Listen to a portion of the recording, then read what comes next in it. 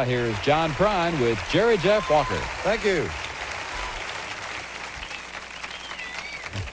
I want to start somewhere back in the Chicago scene. You said are you from Chicago? Yeah, born and raised? western suburb called Maywood, Illinois. People don't realize how country it gets when you go out about 50 miles from Chicago. It gets pretty... Well, yeah, I know when my dad moved there from Kentucky, like a lot of his cousins and that, moved to Detroit and Cleveland and that for factory work. Looking for work. Uh-huh. Brought the music with him. So there was picking in your house? I mean... Well, my dad played the radio real loud. My oldest brother, Dave, he taught himself how to play guitar, and he ended up teaching me the first couple of things I learned. You kind of stuck with that same style, haven't you? Oh, geez, once I got through 3 chords, that was it. Yeah. So anyway, we've got you picking, and then right out, at that time, would this be the early 60s by the time you started?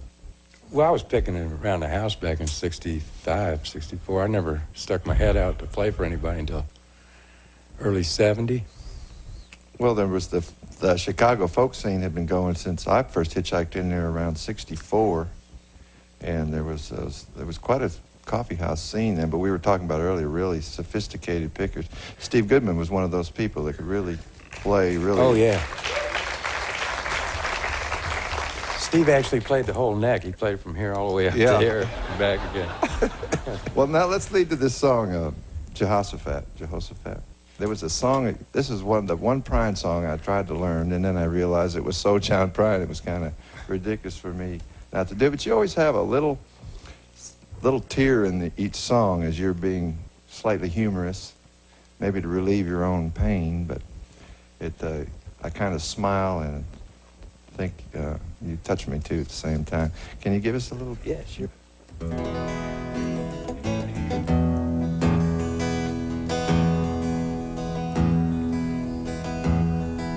Jehoshaphat, the mongrel cat, jumped off the roof today.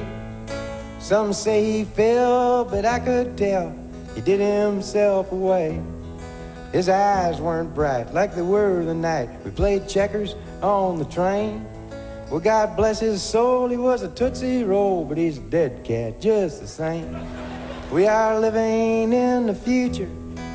I'll tell you how I know. I read it in the paper 15 years ago. We're all driving rocket ships and talking with our minds and wearing turquoise jewelry and standing in soup lines. We're standing in soup lines. You did see the future, didn't you? I didn't know it at the time, it just rhymed. You know?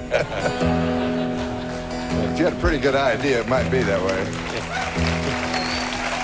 But even if you were wrong, you'd be a happy man. Okay. So you're saying you've been playing more folk festivals. They seem to be coming back? Well, some of them were still going on, but there's a real nice spirit going on at them. Like last summer, I played Mariposa, and they moved it back down to Toronto, and saw Ramblin' Jack and Dave Van Ronk, and everybody was having a good time and mixing up, trading songs, and it was really pretty nice. And we want to thank you for coming down to Austin and sharing it with us, John. Yeah. We'll see you again. Yeah, all right. Thanks.